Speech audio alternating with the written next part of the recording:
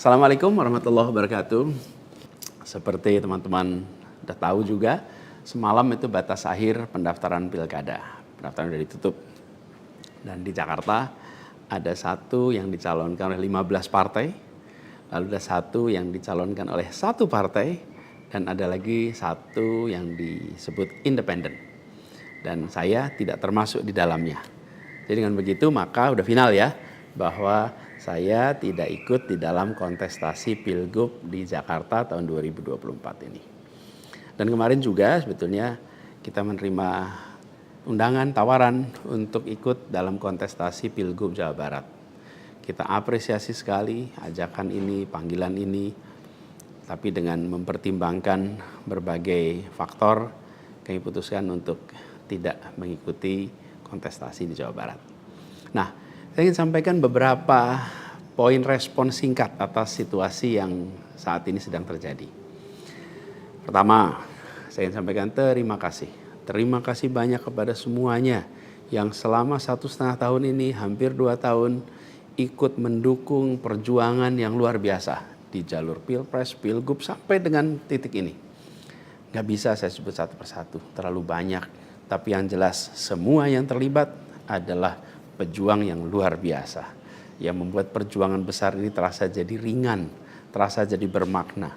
Dan semoga Allah SWT, Tuhan yang Maha Kuasa, jadikan perjuangan kemarin sebagai catatan amal untuk kita semua. Dan insya Allah kita terus berjuang untuk tujuan yang sama ke depan.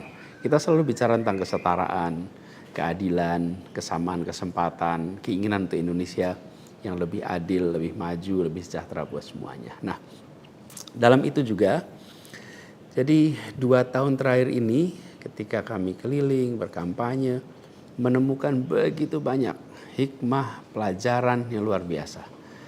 Saya berkeliling lebih dari 130 kota dan berjumpa dengan begitu banyak yang setiap jabat tangan bukan basa-basi. Jabat tangan dengan penuh rasa, sepenuh hati. Dan eratnya jabat tangan mencerminkan semangat yang menggelora di dadanya. Ada yang pelukan, ada yang jabat erat, ada yang pegang tangan. Dan semua adalah ungkapan keinginan untuk Indonesia lebih baik. Banyak sekali cerita-cerita dalam interaksi itu yang tidak mungkin terlupakan. Apalagi kalau lihat teman-teman muda. Masya Allah, luar biasa. Kiprah anak muda di dalam proses kampanye kemarin itu membuat kita makin optimis. Kenapa makin optimis? Karena kita punya stok anak-anak muda yang mau bekerja melampaui sekedar kepentingan dirinya, pribadinya. Ini kita masih di bulan peringatan kemerdekaan ya. Di bulan kemerdekaan ini kita memperingati perjuangan para pendiri bangsa yang pada waktu itu banyak sekali yang masih muda-muda. Jadi ketika lihat anak-anak muda yang kemarin terlibat, rasanya dan makin yakin kita masih punya stok pejuang yang amat banyak. Pejuang yang akan membawa Indonesia menjadi lebih adil, lebih baik buat semuanya. Jadi perjalanan ini memberikan optimisme yang sangat besar. Dan rasa optimisme ini makin tumbuh melihat berbagai elemen masyarakat sejak minggu lalu yang turun langsung mengawal keputusan MK dan mendorong tegaknya amanat reformasi yang memang kenyataannya ini, sayangnya ini, banyak dihadapi dengan cara yang represif dan berlebihan. Anak-anak muda cedera, luka di saat mereka datang untuk ikut mengirimkan pesan kami ingin mengawal konstitusi. Kami ingin meluruskan usaha pembengkokan atas konstitusi. Karena itu hadapi juga dengan rasa cinta sebagai saudara sebangsa. Ini sangat disesali dan ini tidak boleh berulang lagi. Tapi bukan anak-anak muda, jangan pernah gentar. Jangan pernah mundur. Insyaallah jadi catatan untuk diceritakan dengan rasa bangga. Ketika Indonesia konstitusinya terancam, maka anak muda tidak diam. Anak muda terlibat. Dan banyak juga generasi-generasi lebih senior yang memilih terlibat walaupun secara usia sudah senior. Dan gerakan ini juga jelas memberikan hasil. Apa yang terjadi? putusan MK tetap tegak. DPR dan KPU harus mengikuti. Dan di banyak daerah ada calon-calon yang diinginkan publik yang tadinya ditutup jalannya, kemudian terbuka. Kenapa? Karena elitnya dipaksa oleh konstitusi untuk memberikan jalan. Dan ini adalah sebuah kesempatan untuk kita memperbaiki kualitas demokrasi dan harapannya nanti mutu pemerintahan di seluruh wilayah Indonesia. Jadi kemudahan yang disediakan oleh MK ini bisa dimanfaatkan. Walaupun di beberapa daerah juga tidak dimanfaatkan oleh partai-partai merespon aspirasi yang sesungguhnya ada dari masyarakat. Karena pilkada ini kan pemilihan di tingkat daerah yang harusnya mencerminkan aspirasi daerah, bukan aspirasi di puncak nasional. Tapi dalam kenyataannya tidak selalu semua bisa berjalan seperti itu. Nah, gerakan masif mengawal putusan MK di berbagai kota ini juga menunjukkan bahwa tidak benar bila rakyat Indonesia disebut sudah apatis, sudah tidak peduli pada kondisi demokrasi. Nope, sama sekali tidak. Harapan itu menyala, harapan itu menyala terang, dan insya Allah makin terang. Dan terangnya harapan ini harus terus kita jaga, kita besarkan sama-sama. Nah, hal lain yang ingin saya sampaikan, bahwa takdir Allah, Tuhan Yang Maha Kuasa, sudah tertulis bahwa saya tidak mengikuti kontestasi kali ini. Dan sejujurnya ada selalu rasa lega setiap kali melewati sebuah persimpangan jalan. Ketika amanat itu diberikan, artinya Allah SWT meyakini bahwa ini yang terbaik. Dan ketika amanat itu tidak berikan, saya yakin Allah SWT sedang melindungi pada kita. Jadi itu juga yang saya jalani selama ini. Begitu kita menyaksikan situasinya, hasilnya, maka saya yakin insya Allah ada hikmah-hikmah besar yang akan muncul nanti. Mungkin ada yang tanya, Pak Anies, ada nggak penyesalan tidak mengikuti pilkada ini? Kalau saya ditanya ada penyesalan, tidak ada. Ada penyesalan itu. Apa yang saya sesali?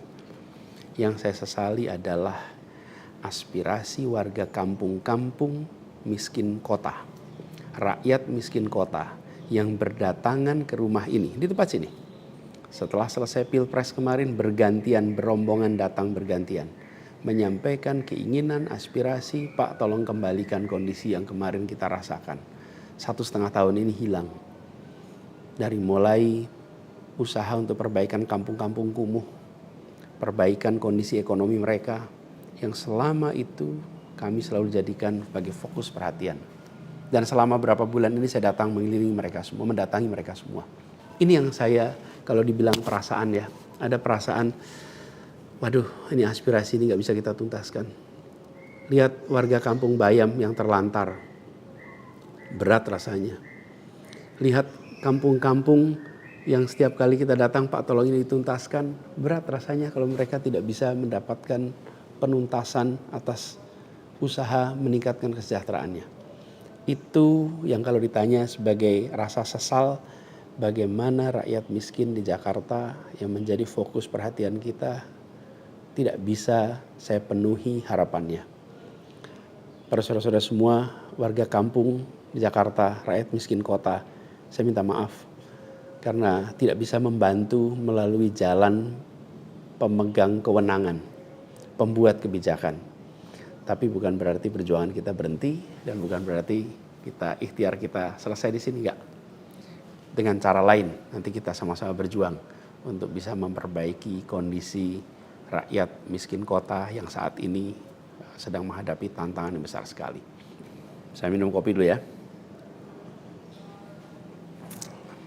Jadi catatan lain yang saya rasakan ya ketika mengikuti proses ini semua, bahwa terbuka kenyataan bahwa sistem politik kita, demokrasi kita masih amat ringkih. Dan kita punya PR untuk mengajak seluruh rakyat memiliki kesadaran yang lebih baik tentang proses politik, tentang proses demokrasi agar demokrasi kita itu bisa berjalan dengan benar, berjalan dengan baik, dan hasilnya adalah untuk dirasakan seluruh rakyat. Ini PR tersendiri dan bukan sesuatu yang sederhana, tapi kita harus kerja keras. Dan saya rasa kita jangan berhenti di sini. Karena itu salah satu tujuan besar yang akan diperjuangkan ke depan adalah meningkatkan kesadaran politik dan demokrasi Indonesia. Membantu mendorong supaya inisiatif-inisiatif, gerakan-gerakan sosial di masyarakatan itu bisa tumbuh berkembang khususnya di kalangan anak-anak muda. Seperti yang selama ini sudah dikerjakan, seperti misalnya humanis, ubah bareng, turun tangan, dan lain-lain. Nah, ada hal lain yang saya ingin share di sini. Kalau dalam interaksi, termasuk juga di sosial media, banyak sekali yang memberikan usul, saran, lebih baik Anies berkarir di luar negeri aja. Ada yang usul saya ke lembaga-lembaga internasional, ada yang berusul saya untuk mengajar di kampus-kampus di luar negeri. Saya jawab tidak, insya Allah tidak. Saya mencintai Indonesia secara tanpa syarat. Di sini saya dilahirkan, di sini saya dibesarkan, dan di sini saya akan berjuang. Kecintaan pada Indonesia membuat saya tidak akan bisa meninggalkan tanah ini. Saya akan tetap berada di Indonesia. Saya akan tetap berkarya di Indonesia. Saya akan tetap berjuang di Indonesia bersama dengan saudara-saudara sebangsa untuk membuat Indonesia lebih adil, lebih sejahtera bagi semuanya. Saya tidak akan meninggalkan Indonesia dan bekerja di tempat lain hanya karena situasi yang saya hadapi. Insya Allah ini akan terus menjadi pegangan saya ke depan. Tentu saya akan berkiprah di banyak tempat, tapi basis tetap di sini dan bekerja bersama dengan saudara-saudara sebangsa. Kemudian ada yang usul supaya saya masuk partai atau bikin partai politik. Nah gini, kalau masuk partai, pertanyaannya, partai mana yang sekarang tidak tersandra oleh kekuasaan? Nah, jangankan dimasuki, mencalonkan saja terancam. Agak berisiko juga bagi yang mengusulkan. Jadi ini adalah sebuah kenyataan nih. Jadi kita lihat aja ke depannya. Apakah lalu akan buat partai politik baru? Gini, bila untuk mengumpulkan semua semangat perubahan yang sekarang makin hari makin terasa besar, dan itu menjadi sebuah kekuatan, diperlukan menjadi gerakan, maka membangun ormas atau membangun partai baru, mungkin itu jalan yang akan kami tempuh. Kita lihat sama-sama ke depan. Semoga tidak terlalu lama lagi kita bisa mewujudkan langkah-langkah konkret untuk bisa mewadahi gerakan yang sekarang ini makin hari makin membesar. Menginginkan Indonesia yang lebih setara, demokrasi yang lebih sehat, politik yang lebih mengedepankan policy gagasan. Ini respon saya atas situasi yang sedang terjadi saat ini. Saya ingin sampaikan pada semua di akhir ini kutipan yang pernah saya sampaikan pekan lalu. Kutipan dari René de Klerk yang dimasukkan oleh Bung Hatta ke dalam pledoinya di tahun 1928 di Den Haag. 96 tahun yang lalu Bung Hatta menggunakan kalimat ini. Saya ingin ulang kalimat itu. Bunyinya begini. Hanya ada satu negeri yang menjadi negeriku. Ia tumbuh dengan perbuatan, dan perbuatan itu adalah perbuatanku. Insya Allah segala perbuatan yang saya lakukan ke depan masih terus tetap dan akan selalu ditujukan untuk negeri yang saya cintai ini, Indonesia. Dan saya harap makin banyak di antara kita semua yang mau bergerak bersama kita, bersama kami untuk Indonesia, untuk keadilan, untuk kesetaraan, untuk kebersamaan, untuk persatuan yang ada di negeri kita. Terima kasih semuanya. Salam hangat dan hormat. Assalamualaikum warahmatullahi wabarakatuh. Download Tribun X sekarang. Menghadirkan lokal menjadi Indonesia.